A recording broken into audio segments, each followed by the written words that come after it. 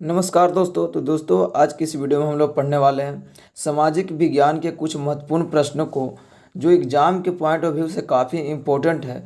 तो वीडियो को बिना स्किप किए लास्ट तक देखना, तभी आपको इन सारे प्रश्नों का उत्तर बिल्कुल आसानी से याद हो जाएगा। चलिए वीडियो को शुरू कर लेते हैं। अगर वीडियो पसंद है तो वीडियो को लाइक कर देना और चैनल पर अगर पहली बार जुड़े हैं तो चैनल को भी सब्सक्राइब कर लेना। चलिए हम वीडियो को शुरू कर लेते हैं। तो इस वीडियो का हमारा सबसे पहला नंबर क्वेश्चन रहने वाली है कि अंकोर वाट का मंदिर कहाँ स्थित है। अंकोर वाट का मंदिर है जो कहाँ स्थित है, इसका सही जवाब हो जाएगा ऑप्शन डी कंबोडिया में। कहाँ स्थित है? ऑप्शन डी कंबोडिया में है जो अंकोर वाट का मंदिर स्थित है। चलिए हम अगले क्वेश्चन की तरफ बढ़ते हैं और हमारा नेक्स्ट क्वेश्चन है कि अंकोर वाट के मंदिर का निर्माण किस शासक के द्वारा करवाया गया। तो अंकोर वाट के मंदिर का निर्माण किस शासक के द्वारा करवाया गया था, तो इसका सही जवाब हो जाएगा ऑप्शन ए सूर्यवर्मन द्वितीय। किसने करवाया था? ऑप्शन ए सूर्यवर्मन द्वितीय के द्वारा करवाया गया था। चलिए हम अगले क्वेश्चन की तरफ बढ़ते हैं 3 नंबर क्वेश्चन में, जिसमें पूछा गया है कि मार्च 1946 ईस्वी में फ्रांस और वियतनाम में कौन सा समझौता हुआ था। तो इसका सही जवाब क्या हो जाएगा? ऑप्शन सी हनोई समझौता हुआ था। कौन सा समझौता हुआ था? हनोई समझौता हुआ था। चलिए हम अगले क्वेश्चन की तरफ बढ़ते हैं, जिसमें पूछा गया है हमसे कि the history of the loss of Vietnam किसने लिखा। The history of the loss of Vietnam किसने लिखा था? तो इसका सही जवाब हो जाएगा ऑप्शन बी फान बोई चाव ने लिखा था। किसने लिखा था? ऑप्शन बी इसका हो जाएगा फान बोई चाव ने लिखा था। चलिए हम अगले क्वेश्चन की तरफ बढ़ते हैं। 5 नंबर क्वेश्चन में पूछा गया कि हिंद चीन पहुंचने वाले प्रथम व्यापारी कौन थे। हिंद चीन पहुंचने वाले प्रथम व्यापारी कौन थे? तो इसका सही जवाब हो जाएगा ऑप्शन सी पुर्तगाली। कौन थे? पुर्तगाली थे जो हिंद चीन पहुंचने वाले प्रथम व्यापारी थे। चलिए हम अगले क्वेश्चन की तरफ बढ़ते हैं। 6 नंबर क्वेश्चन में पूछा गया है वियतनाम में टोकन फ्री स्कूल की स्थापना कब हुई। तो वियतनाम में टोकन फ्री स्कूल की स्थापना कब हुआ था? इसका सही जवाब है ऑप्शन ए 1907 में। कब हुआ था? 1907 में। चलिए हम अगले क्वेश्चन की तरफ बढ़ते हैं, जिसमें हमारा पूछा गया कि हनोई समझौता किस वर्ष हुआ। हनोई समझौता कब हुआ था? इसका सही जवाब है ऑप्शन ए मार्च 1946। कब हुआ था? मार्च 1946। चलिए हम अगले क्वेश्चन की तरफ बढ़ते हैं, जिसमें हमसे पूछा गया कि हनोई समझौता निम्नलिखित में से किसके बीच हुआ। तो इसका सही जवाब क्या हो जाएगा? इसका सही जवाब है ऑप्शन ए फ्रांस एवं वियतनाम के बीच हुआ था। हनोई समझौता किसके बीच हुआ था? फ्रांस एवं वियतनाम के बीच। चलिए हम अगले क्वेश्चन की तरफ बढ़ते हैं, जिसमें पूछा गया हमसे कि निम्नलिखित में से किस वर्ष रूस एवं चीन ने वियतनाम गणराज्य को मान्यता दे दी। किस वर्ष रूस एवं चीन ने वियतनाम गणराज्य को मान्यता दे दिया? इसका सही जवाब है ऑप्शन बी 1950 में। कब दे दिया गया था? 1950 में। चलिए हम अगले क्वेश्चन की तरफ बढ़ते हैं, जिसमें पूछा गया कि हिंद चीन क्षेत्र में कौन से देश आते हैं। तो हिंद चीन क्षेत्र में कौन से देश आते हैं? तो इसका सही जवाब है ऑप्शन सी कंबोडिया, वियतनाम और लाओस। कौन कौन आते हैं? कंबोडिया, वियतनाम और लाओस। चलिए हम अगले क्वेश्चन की तरफ बढ़ते हैं, जिसमें पूछा गया कि हिंद चीन में बसने वाले फ्रांसीसी क्या कहे जाते हैं।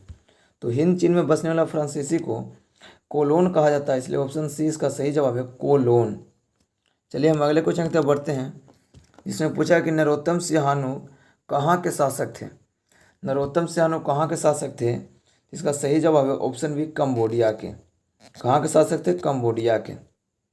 चलिए अगले क्वेश्चन की तरफ बढ़ते हैं, जिसमें हमसे पूछा गया कि किस प्रसिद्ध दार्शनिक ने एक अदालत लगाकर अमेरिका को वियतनाम युद्ध के लिए दोषी करार दिया। किस प्रसिद्ध दार्शनिक ने एक अदालत लगाकर अमेरिका को वियतनाम युद्ध के लिए दोषी करार दिया? तो इसका सही जवाब क्या हो जाएगा? इसका सही जवाब है ऑप्शन ए रसेल। किसने? रसेल ने। चलिए हम अगले क्वेश्चन की तरफ बढ़ते हैं, जिसमें हमसे पूछा गया कि हिंद चीन क्षेत्र में अंतिम युद्ध समाप्ति के समय अमेरिकी राष्ट्रपति कौन थे। हिंद चीन क्षेत्र में अंतिम युद्ध समाप्ति के समय अमेरिकी राष्ट्रपति कौन थे? इसका सही जवाब हो जाएगा ऑप्शन बी निक्सन। कौन थे? निक्सन। चलिए हम अगले क्वेश्चन को बढ़ते हैं, जिसमें पूछा कि राष्ट्रवादी दल का गठन कब हुआ। राष्ट्रवादी दल का गठन कब हुआ था? तो इसका सही जवाब है ऑप्शन बी 1914 में। कब हुआ था? 1914। ऑप्शन बी इसका सही जवाब है। चलिए हम अगले क्वेश्चन की तरफ बढ़ते हैं, जिसमें हमसे पूछा गया कि वियतनाम के राष्ट्रवादियों ने किस वर्ष वियतनाम की स्वतंत्रता की घोषणा कर दिया। तो इसका सही जवाब हो जाएगा ऑप्शन ए 2 सितंबर 1945 ईस्वी को। कब? 2 सितंबर 1945 ईस्वी को। चलिए हमारा अगला क्वेश्चन है कि हिंद चीन की उत्तरी सीमा छूती है। तो हिंद चीन की उत्तरी सीमा किसको छूती है? तो इसका सही जवाब है ऑप्शन ए, म्यांमार एवं चीन को। किसको छूती है? म्यांमार एवं चीन को हिंद चीन की उत्तरी सीमा छूती है। चलिए हम अगले क्वेश्चन तक बढ़ते हैं, जिसका पूछा है कि वियतनाम में स्कॉलर्स रिवोल्ट किसने चलाया? वियतनाम में स्कॉलर्स रिवोल्ट किसने चलाया था? इसका सही जवाब है ऑप्शन सी, राज दरबार के अधिकारियों ने। किसने चलाया था? राज दरबार के अधिकारियों ने। चलिए हम अगले क्वेश्चन तक बढ़ते हैं, जिसमें पूछा है कि लियांग कीचाओ कौन थे? लियांग कीचाओ कौन थे? तो इसका सही जवाब है ऑप्शन ए, चीनी सुधारक। कौन थे? चीनी सुधारक। लियांग कीचाओ कौन थे? चीनी सुधारक।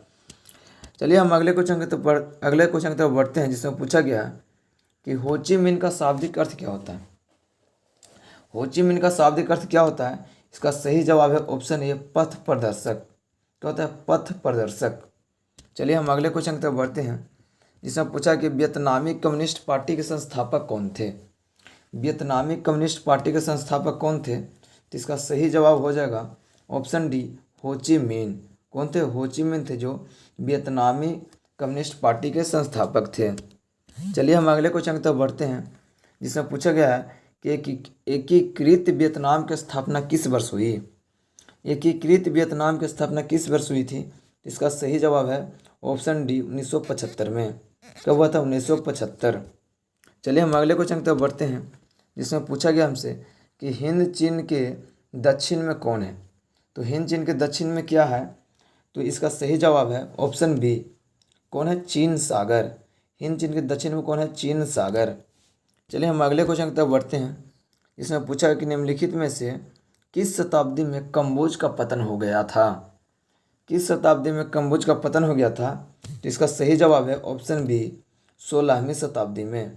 कब हुआ था? 16वीं शताब्दी। चलिए हम अगले क्वेश्चन की तरफ बढ़ते हैं, जिसमें पूछा कि 1931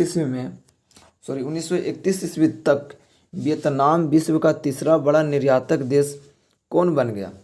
तो इसका सही जवाब क्या हो जाएगा? वियतनाम किसका तीसरा बड़ा निर्यातक देश बन गया था? तो इसका सही जवाब है ऑप्शन बी।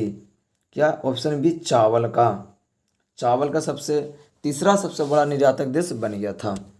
चलिए हम अगले क्वेश्चन की तरफ बढ़ते हैं, जिसमें पूछा गया कि इंडो चाइना किस देश का उपनिवेश था?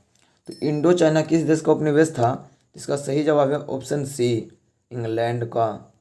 किस देश का उपनिवेश था? इंग्लैंड का। चलिए हम अगले क्वेश्चन की तरफ बढ़ते हैं, जिसमें पूछा गया कि उपनिवेश की स्थापना के पूर्व वियतनाम पर किस संस्कृति का प्रभाव था? उपनिवेश की स्थापना के पूर्व वियतनाम पर किस संस्कृति का प्रभाव था? इसका सही जवाब है ऑप्शन डी, जापान का, या जापानी। चलिए हम अगले क्वेश्चन की तरफ बढ़ते हैं, जिसमें पूछा गया है कि फ्रेंच इंडो चाइना की स्थापना किस वर्ष की गई थी? तो फ्रेंच इंडो चाइना की स्थापना किस वर्ष किया गया था?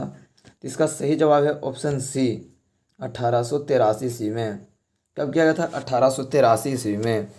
चलिए हम अगले क्वेश्चन की तरफ बढ़ते हैं। 29 नंबर में पूछा गया कि वियतनाम में कोलोन किन्हें कहा जाता है? वियतनाम में कोलोन किन्हें कहा जाता है? तो इसका सही जवाब क्या हो जाएगा? इसका सही जवाब है ऑप्शन डी, चीनी नागरिकों को।